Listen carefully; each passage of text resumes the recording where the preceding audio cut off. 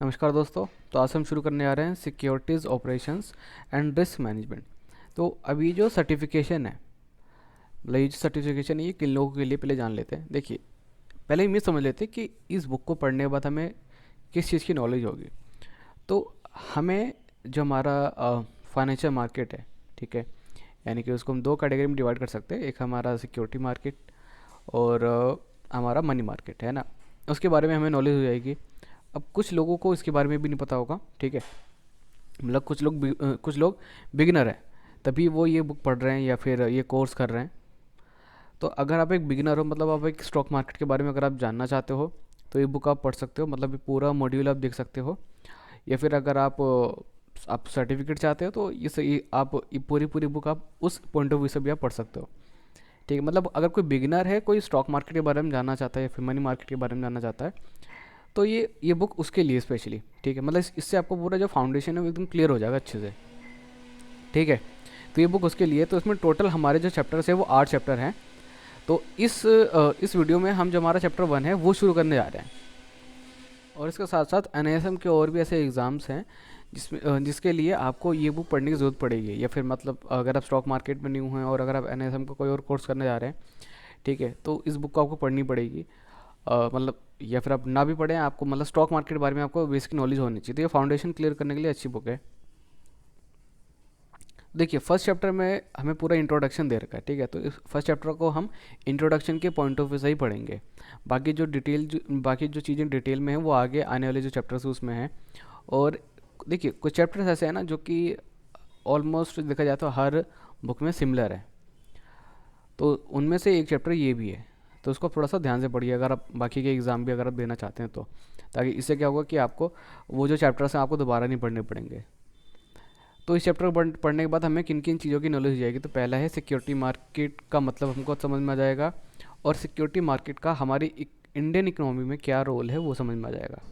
Plus देखिए, अब different different segments भी होते हैं सिक्योरिटी मार्केट के, ठीक है, तो वो भी हमें समझ में आ जाएगा। और कैसे सिक्योरिटी मार्केट में जो स्टॉक है वो ट्रेड होते हैं।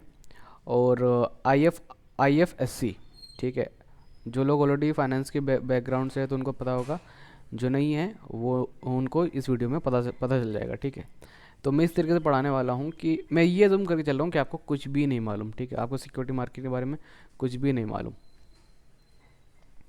तो देखिए, देखा जाए तो बेसिकली मैं आपको पहले ना एक ओवरव्यू देता हूँ। देखिए, अब सिक्योरिटीज़ मार्केट को अगर आपको और डिटेल में अगर आपको समझना है, तो मैंने already stock market course for beginners ये मैंने ऑलरेडी बना रखा है, जिसका लिंक आपको ऊपर आई बटन पे मिल जाएगा, प्लस नीचे डिस्क्रिप्शन में मिल जाएगा। आप पहले उसको अगर देख लेते हैं ना, तो ये बुक आपको और अच्छे समझ में आएगी। ठीक है, टोटल 10 वीडियो है।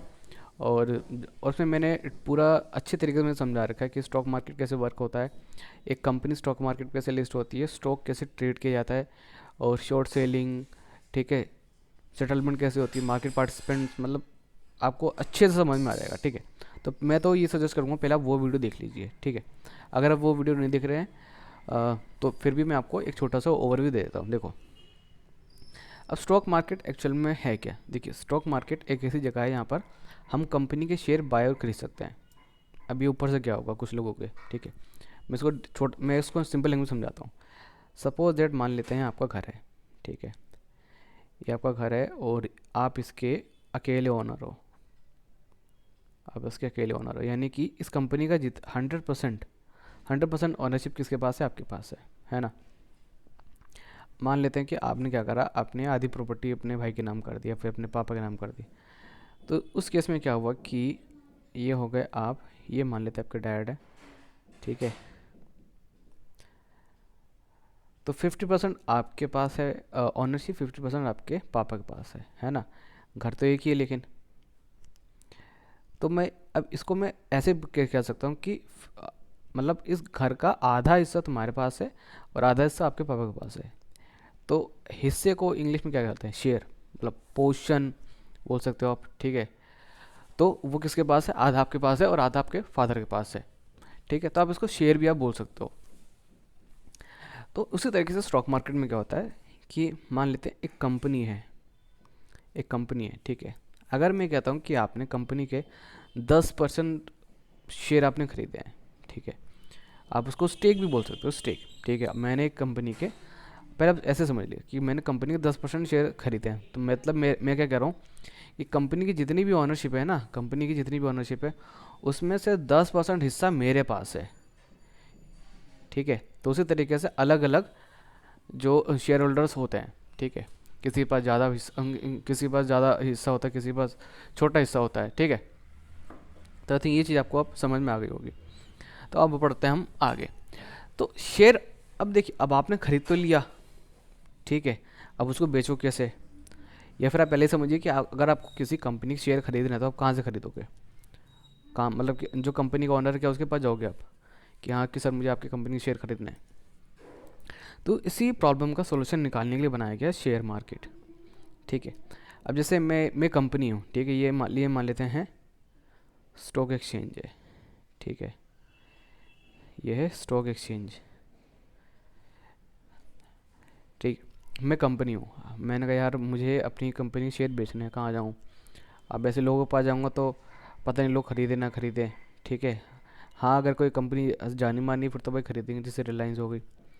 तो मैं गया, मैंने अपने आप को स्टॉक मार्केट पे लिस्ट करा लिया, ठीक है।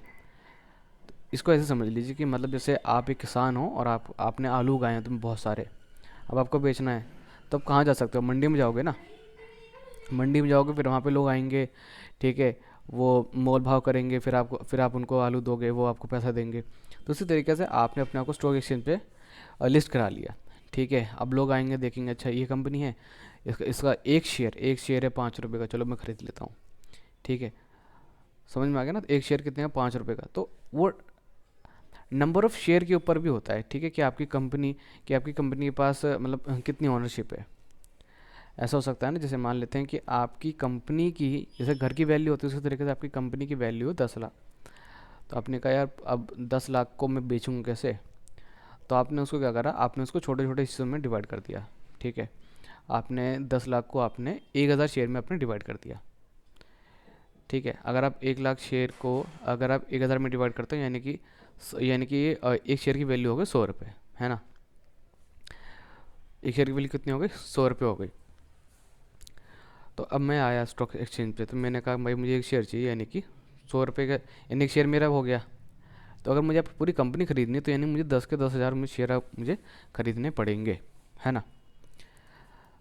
तो अब स्टॉक एक्सचेंज पे मैं आया, तो स्टॉक एक्सचेंज पे आपको भी जाना पड़ेगा, स्टॉक एक्सचेंज पे आपको भी जाना पड़ेगा, ठीक है। तभी आपको उस कंपनी शेयर मिलेगा ना। तो अब इसको आप ध्यान समझिए, देखिए, जिस तरीके से एक कंपनी आई लिस्ट हुई, तो उस तरीके से बहुत सारी कंपनीज होंगी जो स्टॉक एक्सचेंज पे लिस्ट नहीं होंगी।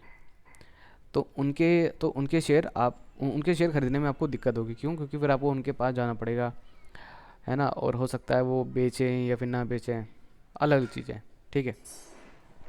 तो आई थिंक अब आपको आइडिया होगा कि स्टॉक एक्सचेंज पे सारी कंपनीज के शेयर नहीं मिलते, सिर्फ उन्हीं कंपनीज के शेयर मिलेंगे जो ऑलरेडी उस पर लिस्ट हैं, ठीक है। तो स्टॉक एक्सचेंज इसीलिए बनाया गया ताकि लोग शेयर खरीद सकें और बेच सकें, मतलब उनको खरीदने और बेचने में आसानी हो। नहीं तो ऐसा कहाँ कहाँ ढूंढोगे आप? तो आई थिंक ये आपको थोड़ा सा समझ में आ गया, ये आपको क्लियर हो गया होगा। तो जो हमारी फाइनेंशियल मार्केट है, फाइनेंशियल मार्केट का मतलब समझिए। अब देखिए स्टॉक एक्सचेंज क्या है? फाइनेंशियल मार्केट का एक पार्ट है। स्टॉक एक्सचेंज फाइनेंशियल मार्केट का पार्ट है। तो फाइनेंशियल मार्केट को हम दो कैटेगरी में डिवाइड कर सकते हैं, एक हमारी कैपिटल मार्केट, एक है मनी मार्केट। अब कैपिटल मार्केट में क्या होता है? कैपिटल मार्केट को भी दो मार्केट में डिवाइड कर सकते हो, प्राइमरी मार्केट और सेकेंडरी मार्केट। अब इसको ध्यान समझिए, देखिए, कैपिटल मार्केट पूरा डिपेंड करता है इक्विटी पे, इक्विटी पे, ठीक है। इक्विटी मतलब कि हम कंपनी की ओनरशिप खरीद रहे हैं, बेच रहे हैं, ओनरशिप खरीद रहे हैं, बेच रहे हैं, ठीक है। आमतौर पे पूरा मतलब इक्विटी पे डिपेंड करता है। तो अब मान लेते हैं कि आपको एक ऐसी कंपनी का शेयर खरीदना है जो कि स्टॉक एक्सचेंज पे लिस्ट नहीं है, तो यानी कि वो आ गई हमारी प्राइमरी मार्केट में। तो फिर तो उसके बाद आपको जाना पड़ेगा, उससे बोलना पड़ेगा, पिच करना पड़ेगा, ठीक है। अब कुछ कंपनीज होती है जो स्टॉक मार्केट पे लिस्ट है, यानी कि वो सेकेंडरी मार्केट में है। तो यहाँ पे हमारा जो अ, पूरा जो सिलेबस है वो ऑलमोस्ट सेकेंडरी मार्केट और मनी मार्केट पे है। प्राइमरी मार्केट में स्टार्टअप, ठीक है, जो स्टार्टअप हैं उनके बारे में आता है, पिच डेक वगैरह, ये सारी चीज़ें होती हैं। तो कैपिटल मार्केट को हम दो कैटेगरी में डिवाइड कर सकते हैं, प्राइमरी मार्केट और सेकेंडरी मार्केट। तो आई थिंक ये स्ट्रक्चर आपको समझ में आ गया होगा। ठीक है, अब कैपिटल मार्केट में क्या होता है कि ना, हम आम तौर पे क्या करते हैं, हम कंपनी शेयर करते हैं मतलब लॉन्ग टर्म के लिए, है ना। और मनी मार्केट में क्या होता है कि जो कंपनीज वगैरह होती है ना, वो पैसा उधार लेती है, फिर गवर्नमेंट भी पैसा उधार लेती है, ठीक है, या फिर देती है, दोनों में सब। ठीक है, अब मतलब यहाँ पे दोनों चीज़ होती हैं मनी मार्केट में, टोटल ये होता है। तो और अगर आपने स्कैम 1982 अगर आपने देखी होगी, तो जो हर्षद मेहता था वो पहले एंट्री करता वो सेकेंडरी मार्केट में, उसके बाद फिर वो एंट्री करता मनी मार्केट में। तो मनी मार्केट में जो नंबर ऑफ़ ट्रांजेक्शन वो ज़्यादा होती हैं, क्योंकि ज़्यादातर लोग क्या करते हैं, ज़्यादातर लोग शॉर्ट टर्म की तरफ, या फिर वो क्या करते हैं, मतलब वो सेफ़ खेलना चाहते हैं। तो मनी मार्केट थोड़ा सा सेफ़ है, ठीक है, एज़ कम्पेयर टू हमारा कैपिटल मार्केट। अब मनी मार्केट मतलब ये जो मार्केट है वो करता क्या है, ये क्या करता है, ये जिन लोगों को पैसे की ज़रूरत है और जो लोग अपना पैसा इन्वेस्ट करना चाहते हैं। फॉर एग्ज़ाम्पल, अब जैसे कि मेरे पास 1 लाख रुपए पड़े हुए हैं, ठीक है, मेरे पास 1 लाख रुपए पड़े हुए हैं। अब मैं चाहता हूँ यार उसको कहीं पे इन्वेस्ट कर देता हूँ ताकि इस पर इंटरेस्ट मिलता रहे। बट मैंने कहा यार बैंक में डालूंगा तो वही 6% मिलेगा, ठीक है, एफ करा के, या फिर गवर्नमेंट बॉन्ड्स वगैरह में 8% बस इतना मिलेगा। बट मैं चाहता हूँ थोड़ा सा और कमा लूँ, ठीक है। और दूसरी तरफ है एक कंपनी है, आपकी कंपनी है, ठीक है, आपकी कंपनी को 1 लाख रुपए की ज़रूरत है, 1 लाख रुपए की ज़रूरत है। तो आप किसके पास जाओ, अब बैंक के पास गए, बैंक ने तो मना कर दिया, वो कह रहे कि आपके पास सिक्योरिटी नहीं है, कोलाटरल नहीं है, कुछ रखने के लिए हम नहीं दे सकते आपको। ठीक है, अब मैं हूँ ठीक है, ये तो आप हो गए, ठीक है। अब मुझे पैसा ये कहीं ना कहीं इन्वेस्ट करना है, जहाँ पे इंटरेस्ट थोड़ा मतलब मेरा रिटर्न काफ़ी अच्छा खासा मिल जाए। तो यानी कि एक हो गया जो कि फ़ंड को यूज़ करने वाला, मतलब फ़ंड को आप यूज़ करोगे, और मैं कौन हो जाऊँगा, मैं हो जाऊँगा ईश्वर, जो फ़ंड को इशू करेगा, है ना। तो फाइनेंशियल मार्केट ये करता है, वो क्या करता है, जो कि जो हमारे फंड्स होते हैं ना, उनको अच्छी तरीके से एलोकेट करने में हमारी हेल्प करता है। ताकि अब देखिए फाइनेंशियल तो स्टॉक एक्सचेंज पे क्या होगा कि अच्छा, एक एक बंदा आया जिसको पैसा इन्वेस्ट करना, तो उसने किसी कंपनी पैसे उसने खरीद लिए, उस कंपनी पैसे ज़रूरत थी, उसने बेच दिए। अब मतलब स्टॉक, और अगर जैसे बात करें प्राइमरी मार्केट में, तो प्राइमरी मार्केट में भी ऐसा होता है कि जैसे अब मेरा स्टार्टअप है, ठीक है, मेरी एक नई कंपनी जैसे स्विगी है, ठीक है। अब मुझे पैसे की ज़रूरत है, तो बैंक वगैरह तो देगी नहीं, तो मैं किसी अपने फ्रेंड वगैरह के पास चला गया, उसने कहा यार, मैंने उससे बोला यार ऐसी मेरी कंपनी है और मैं अपनी कंपनी का 5% हिस्सा बेचना चाहता हूँ, खरीद ले। तो उसने खरीद लिया, है ना। तो उसने क्यों खरीदा, क्योंकि उसे लग रहा है कि यहाँ पे इसकी बिजनेस में दम है, ग्रोथ अच्छा खासा करेगा, ठीक है, इतना समझ में आ गया। तो इसमें यूज़र ऑफ फंड्स कौन कौन से होते हैं, ठीक है, मतलब फ़ंड को यूज़ करने वाले कौन कौन हो सकते हैं। तो बिज़नेस हो सकता है, मतलब बिज़नेस को पैसे की ज़रूरत है, गवर्नमेंट को पैसे की ज़रूरत है, households who seek funds to run their activities, है ना। और ये जो फंड है वो देगा कौन, तो जो प्रोवाइडर्स हैं फंड्स के वो कौन कौन हो सकते हैं, देखिए वो हम लोग भी हो सकते हैं, प्लस जो बिज़नेस है वो भी हो सकते हैं, और गवर्नमेंट्स भी। मतलब देखिए, हम लोग भी बिज़नेस में पैसा इन्वेस्ट करते हैं, और जो बड़े बड़े जो बिज़नेस होते हैं वो भी दूसरे बिजनेसेस में पैसा इन्वेस्ट करते हैं, यहाँ तक कि गवर्नमेंट भी। अब जब ये सारी चीज़ें हो रही होंगी तो कुछ होंगे इंटरमीडियरीज, मतलब अब सपोज दैट अब यहाँ पर मैं हूँ, मुझे पैसा इन्वेस्ट करना है, और ये आप हो, आपको पैसे की ज़रूरत है, ठीक है, आपको पैसे की ज़रूरत है, सॉरी ड्राइंग थोड़ी अच्छी नहीं बनी। तो जब हमारे आपस में लेन देन हो रहा होगा तो कुछ इंटरमीडियरीज भी होंगे, ठीक है, बिचौलिए, जैसे बैंक्स, पैसा ट्रांसफ़र करा तो बैंक के थ्रू हो सकता है, या फिर कुछ फाइनेंशियल इंस्टीट्यूशंस। जैसे फर्स्ट सपोज दैट अगर मैं स्टॉक मार्केट पे मेरी कंपनी का स्टॉक मार्केट पे लिस्टेड है, तो जब आप शेयर खरीदेंगे बेचेंगे तो उसके बीच में कुछ लोग होंगे, उनके थ्रू ही हमारे शेयर और जो मनी एक दूसरे को ट्रांसफ़र होंगे, तो उन्हें बोलते हैं इंटरमीडिएट्स। तो इंटरमीडिएट्स में हमारे बैंक्स आ गए, फाइनेंशियल इंस्टीट्यूशंस आ गए, म्यूचुअल फंड्स, इंश्योरेंस कंपनीज़, और भी बहुत सारे लोग होते हैं, ठीक है, जिनके बारे में हम आगे आने वाले जो चैप्टर्स उसमें हम डीप में पढ़ेंगे। यहाँ तक कि इस चैप्टर में भी हमें दे रखे हैं, ठीक है, इंटरमीडिएट्स हमको यहाँ इस चैप्टर में भी हमको दे रखे हैं। अब फाइनेंशियल मार्केट का जो काम है वो क्या है, तो वो हमारी हेल्प करता है हम ताकि हम फंड को हम इकट्ठा कर सकें, ठीक है, किन लोगों से, जो इन्वेस्टर्स हैं, मतलब जो पैसा लगाना चाहते हैं। अब ट्रांसफ़र ऑफ, तो इससे क्या होगा, देखिए अब मुझे किसी कंपनी में अगर इन्वेस्ट करना है, तो अगर मुझे ऑलरेडी पता है एक ऐसा रास्ता जहाँ जिसके थ्रू मैं इन्वेस्ट कर सकता हूँ, तो मतलब मेरा टाइम बचेगा प्लस मेरा खर्चा ही बचेगा, है ना। तो transfer of funds happens at A cost, तो यानी जो भी ट्रांजैक्शन होती है प्रोवाइडर और यूज़र के बीच में, वो बहुत ही कम, एक रीजनेबल कॉस्ट पे होती है। और मार्केट क्या करता है, मार्केट हमें और भी इंफॉर्मेशन दे देता है, ठीक है, कि जो कंपनी है वो कैसा परफॉर्म कर रही है, कैसे परफॉर्म नहीं कर रही है, शेयर प्राइस उसका पहले कैसा रहा है, अब कैसा रहा है ना। आपने देखा होगा ना कि शेयर मार्केट ऊपर नीचे जाता रहता है। ये होगा, इससे हम अच्छी तरीके से अपना डिसीजन ले पाएंगे कि हाँ, कि अपने फंड का हमें किस तरीके से यूज़ करना है, ठीक है। फिर उसके बाद जो हमारा नेक्स्ट पॉइंट है वो ये है कि फाइनेंशियल मार्केट ना ये भी इनेबल करता है, मतलब ये भी अलाउ करता है कि जो पार्टिसिपेंट्स हैं, ठीक है, उनको पूरी नॉलेज होनी चाहिए कि किस कंपनी में इन्वेस्ट कर रहे हैं, क्या नाम है, उनके प्रमोटर्स कौन है ना। क्योंकि इसके लिए भी अलग से रूल्स एंड रेगुलेशंस बनाए गए हैं। आप चाहो तो आप कंपनी जितने भी नंबर ऑफ़ इन्वेस्टर्स हैं, ठीक है, उनके बारे में आप जान सकते हो, उनकी जो एनुअल रिपोर्ट है, फाइनेंशियल स्टेटमेंट है, वो आप देख कर, ठीक है।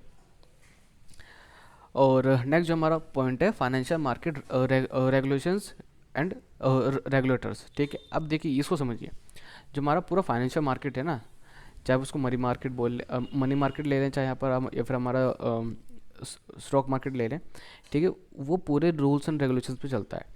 और उसके बहुत सारे रेगुलेटर्स भी हैं। रेगुलेटर्स मतलब जैसे अब पूरे बैंकिंग सेक्टर को कौन कंट्रोल करता है, आरबीआई। तो उसी तरीके से हमारा जो स्टॉक एक्सचेंज है या फिर जो हमारा मनी मार्केट है, उसको भी रेगुलेट करने के लिए अलग अलग बॉडीज़ बनाई गई हैं, ठीक है। उनमें से एक आरबीआई भी है और सेबी, ठीक है, उनके बारे में भी हम जानेंगे। तो अब यहाँ पे हम समझते हैं सिक्योरिटी वर्ड का मतलब क्या है, क्या इसका मतलब शेयर है। देखो, अब हमने बहुत सारे वर्ड सुन रखे हैं, एक तो होता है शेयर, स्टॉक और स्टेक, शायद आपने सुना हो, ठीक है, स्टेक हो गया हमारा। और फिर ये आ गया सिक्योरिटीज़, क्या सारी चीज़ें एक ही हैं? तो आंसर है नो। देखिए, सिक्योरिटीज़ जो वर्ड है ना वो अलग है थोड़ा सा शेयर वगैरह से, ठीक है, क्यों, क्योंकि सिक्योरिटीज़ में ना सारी चीज़ें आ जाती हैं।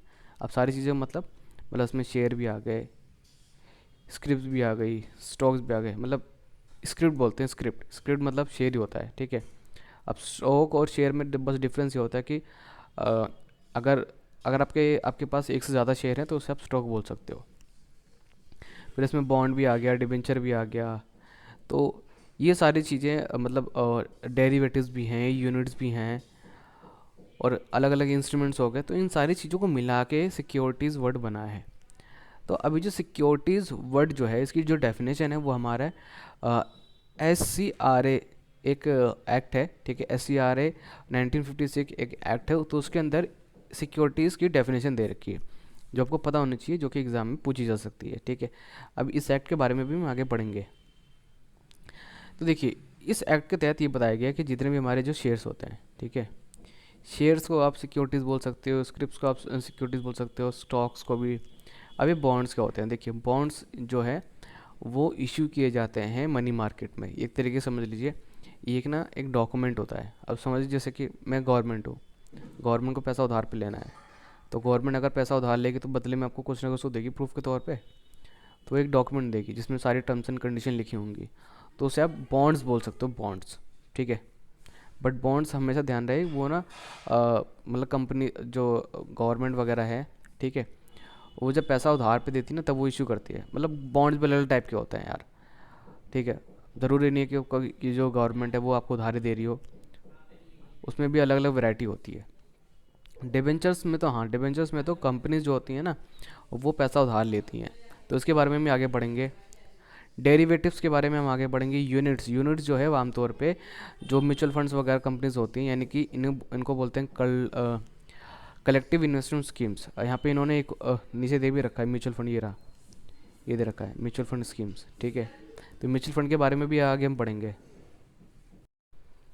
तो ये म्यूचुअल फंड हो गया, और कोई और सर्टिफिकेट या फिर इंस्ट्रूमेंट। देखिए, अब इंस्ट्रूमेंट वर्ड जब भी आ जाए तो समझ जाना कि कोई ना कोई डॉक्यूमेंट टाइप होगा, ठीक है, कोई ना कोई डॉक्यूमेंट होगा जिसके थ्रू या तो पैसा मतलब इक्विटी इश्यू की गई होगी, मतलब कंपनी की ओनरशिप वगैरह बेची गई होगी, या फिर उधार लिया गया होगा।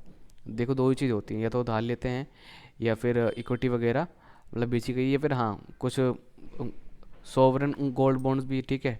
सॉवरन गोल्ड बॉन्ड्स को भी आप इंस्ट्रूमेंट बोल सकते हो। तो यहाँ पे इंस्ट्रूमेंट का मतलब वो इंस्ट्रूमेंट नहीं है, मतलब कुछ और, मतलब बजाने वजाने के लिए उस टाइप का कोई इंस्ट्रूमेंट नहीं है, ठीक है। गवर्नमेंट सिक्योरिटीज़, ये भी सिक्योरिटीज़ वर्ड में इंक्लूड होंगी, ठीक है। और ऐसे कोई भी इंस्ट्रूमेंट जो कि सेंट्रल गवर्नमेंट ने इशू किया है उसे भी आप सिक्योरिटीज़ बोल सकते हो, राइट्स और इंटरेस्ट इन सिक्योरिटीज़।